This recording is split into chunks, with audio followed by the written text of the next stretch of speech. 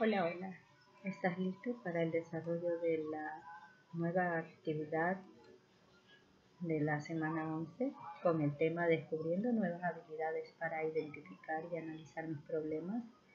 En esta actividad número 2 vamos a tocar el tema Características y clases de los ecosistemas. Recuerda que todas tus evidencias debes guardarlas en tus portafolios y que al final estaremos tratando entregando un proyecto con el tema de la ficha, ¿verdad? Que es descubriendo nuevas habilidades para identificar y analizar mis problemas. Entonces preparémonos para el desarrollo de esta nueva actividad con un tema muy, pero muy hermoso y emocionante. Recuerda que los ecosistemas son un sistema natural formado por un conjunto de organismos, seres vivos, biocenosis y el medio físico donde se relacionan biotopos. Aquí tenemos una imagen donde podemos apreciar un ecosistema, ¿verdad? Todo lo que vemos aquí dice, los ecosistemas están formados por seres vivos, que son plantas, animales, seres no vivos, que son aire, agua, roca, suelo. Entonces, aquí tenemos los seres vivos, o también le podemos llamar biocenosis, y los seres no vivos o los abióticos, biotopos. Ya aquí vamos entonces a reconocer el concepto de cada uno de ellos para tener claro de qué estamos hablando. En cuanto a la biocenosis, podemos decir que es el conjunto de organismos vegetales o animales que viven y se reproducen en determinadas condiciones de un medio o biotopo. ¿Qué es un biotopo? Es el espacio geográfico con unas condiciones ambientales determinadas como suelo, agua, atmósfera, etc., para el desarrollo de ciertas especies animales y vegetales. Es decir, la biocenosis abarca todo lo que tiene que ver con los seres vivos, mientras que el biotopo tiene que ver con el ambiente como suelo, agua y atmósfera donde se desarrollan estas especies animales y vegetales. Teniendo claro esos dos conceptos de estas nuevas palabras que hemos aprendido, vamos a seguir con el desarrollo de nuestra actividad propuesta para el día de hoy acerca de las características y clases de los ecosistemas. Los tipos de ecosistemas principales en la Tierra son, según el tipo de hábitat, podemos decir que existen ecosistemas terrestres. ¿Cuáles son estos ecosistemas terrestres? Es aquel en el que todos los seres vivos realizan sus actividades en el suelo, pues es su principal componente. Existe una gran diversidad de ecosistemas terrestres como los bosques, praderas, desiertos, selvas y montes. Acuérdate que estamos hablando de los ecosistemas terrestres. Y dejamos claro por qué le llamamos ecosistema terrestre, porque el suelo es su principal componente y es allí donde se realizan toda actividad. Aparte, existen otros ecosistemas terrestres como son los bosques templados, selvas, sabanas, desiertos cálidos y desiertos fríos. En cada uno de ellos se desarrolla un tipo de ambiente específico que permite la vida de tanto de animales como vegetales de acuerdo al lugar donde se desarrolla, según las características que priman en cada uno de estos ambientes o de estos ecosistemas de los cuales estamos hablando y estamos aprendiendo el día de hoy. Por ejemplo, cuando hablamos de desierto frío, mira, aquí tenemos una imagen de un osito polar. No podemos traer este osito polar a un desierto cálido, ¿verdad? ¿Por qué? Porque no es su hábitat, ¿ya? Entonces, cada especie se desarrolla de acuerdo a las características de su hábitat. También tenemos los ecosistemas acuáticos. En cuanto a los ecosistemas acuáticos, podemos decir que es aquel en el que todos los seres vivos realizan sus actividades en el agua, pues es su componente principal. Existen dos ecosistemas acuáticos, los de agua salada, que son los ecosistemas marinos, y los de agua dulce, también llamados dulceacuícolas. Los ecosistemas marinos comprenden las aguas con altas concentraciones de sales, como los mares, océanos, marismas y arrecifes de coral. Y los ecosistemas de agua dulce comprenden los lagos, lagunas, arroyos, riachuelos, ríos.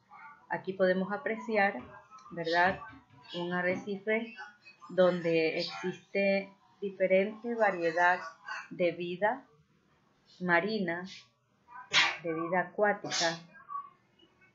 Y acá encontramos un ambiente donde se desarrolla animalitos que pueden vivir en aguas dulces, ¿verdad? ¿Ya? Entonces todo eso debemos tener presente de acuerdo a su hábitat, de acuerdo a sus características, prevalecen en los hábitats en los cuales ellos pueden sobrevivir.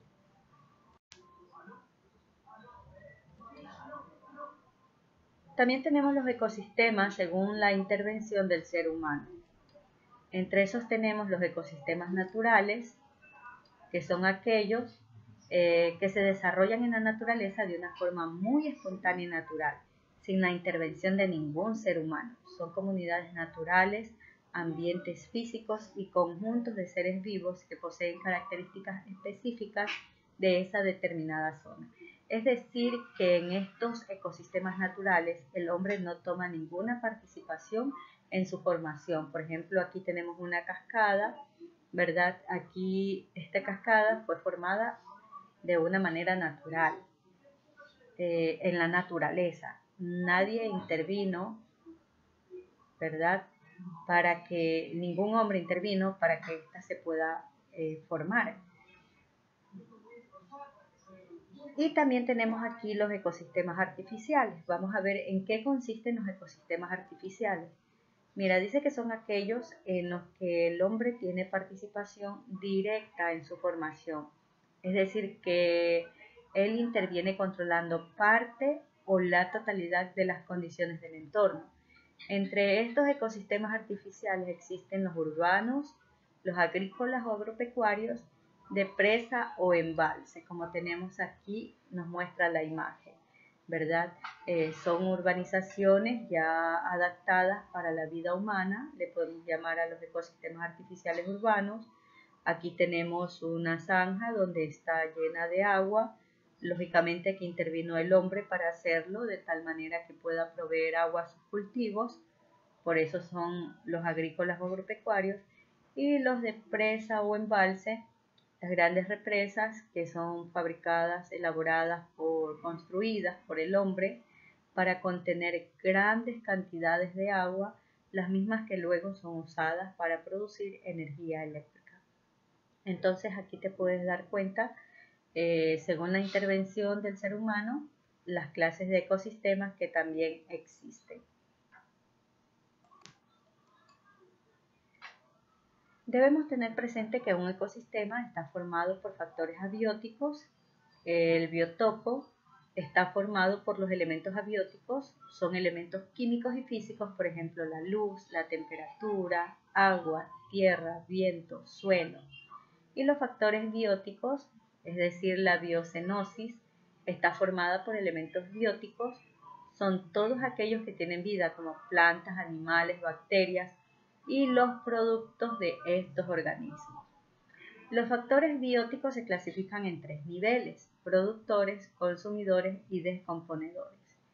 Imagina estos 3 niveles como una pirámide ecológica que permite visualizar el traspaso de energía y las relaciones alimenticias. La diversidad biológica, es decir, la biodiversidad, la gran cantidad de organismos, hábitats de nuestros planetas, actúan como un sistema regulador para evitar desequilibrios del medio ambiente que puedan afectar a la vida animal y vegetal. Entonces esto vamos a tener presente para el momento que tenemos que hacer nuestra tarea que nos está solicitando la ficha pedagógica. Mira, aquí te presento un cuadro en cuanto a los organismos productores, consumidores y descomponedores. La luz del sol permite que los organismos productores puedan fabricar su propio alimento, es decir, que estos productores son autótrofos, pues ellos mismos fabrican su alimento, como las plantas, las algas, y en base al proceso de la fotosíntesis, luego ellos permiten o sirven de alimento a los consumidores primarios. Estos organismos que obtienen su energía de otros organismos se llaman consumidores. Estos se pueden agrupar en diferentes líneas, es decir, de primer orden estaríamos hablando de los herbívoros que comen productores, ¿verdad? Como plantas, algas, ¿ya? Luego estaríamos hablando en segundo orden de los carnívoros, que son animales tanto herbívoros o se alimentan también de otros animales. Y estaríamos hablando también en tercer orden, estaríamos hablando de los omnívoros, que son productores como consumidores, ¿ya? Entonces, una vez que tenemos presente eso, vamos a caer en cuenta que los descomponedores se transforman en bacterias, en mohos, en levaduras, en hongos, y estos restos, una vez que se han descompuesto, se transforman en materia orgánica, la misma que es absorbida por los productores, ¿verdad? Para de esta manera reanudar el ciclo entre ellos, ¿ya? Aquí te dejo una imagen clara donde tú puedes darte cuenta de la relación que existe entre los consumidores, los productores y los descomponedores. Ahora sí, nuestra ficha nos pide lo siguiente, dice, analiza el documento. Dibuja un ecosistema con los elementos bióticos y abióticos que tú conoces. Luego vas a señalar con flechas qué elementos bióticos están relacionados con los abióticos. Bien, aquí tenemos nuestro ecosistema. Puedes apreciarlo bien y vamos a ver qué relación hay entre cada uno de ellos. Por ejemplo, la jirafa es un ser biótico y necesita de alimentarse de los cogollitos de los árboles, es decir, de un ser biótico, ¿verdad? Muy bien. Tenemos la garza, ¿verdad? En este caso, la vamos a alimentar con una ranita y ahí estamos hablando de dos elementos bióticos, ¿verdad? Que se necesitan para alimentarse. Tenemos también aquí un patito, aquí hay unas hojitas, ¿verdad? De que necesita para poderse alimentar. El lagarto, para subsistir, necesita del agua, ¿ya? El pececito, para subsistir, también necesita del agua. Entonces, tú vas a dibujar tu ecosistema, lo vas a plasmar en una hoja y luego vas a ir relacionando cada uno de los elementos bióticos y abióticos, la necesidad que tienen o cómo están relacionados los unos con los otros. Una vez que hemos hecho eso, vamos a contestar las siguientes preguntas. ¿Cómo afectaría a los seres vivos de tu entorno la falta de algún componente biótico como energía solar, lluvias, tierra, viento, etcétera? Si algún factor abiótico faltara en el entorno, se daría un problema muy grave. pues todos estos componentes como la energía solar, el agua, el suelo, el viento, son factores indispensables para la vida. Por ejemplo, el Sol emite energía solar natural y hace que nuestro planeta sea apto para la vida. Si el señor Sol dejara de brindarnos su energía natural, nuestro planeta fuera oscuro, muy frío e inhabitable. Entonces allí tienes una respuesta, tú puedes agregar alguna idea más que puedas a esta pregunta. La siguiente pregunta dice, ¿qué solución propones para que no existan inundaciones en el mundo tomando en cuenta lo que acabamos de aprender? Según lo que hemos visto en cuanto a las características y clases de los ecosistemas, ¿qué podemos decir al respecto y qué puedes hacer tú y qué puedo hacer yo para, tomando en cuenta, ¿verdad? En todo lo que hemos visto, para evitar que no existan inundaciones en nuestro mundo.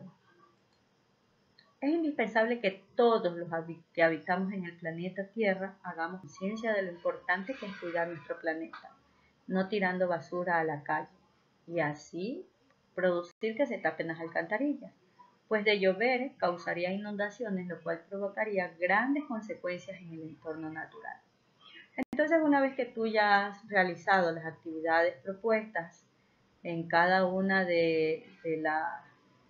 en esta ficha, ¿verdad? En esta sección de ciencias naturales sobre las características y clases de los ecosistemas, vas a guardar tus evidencias en tu caja portafolio.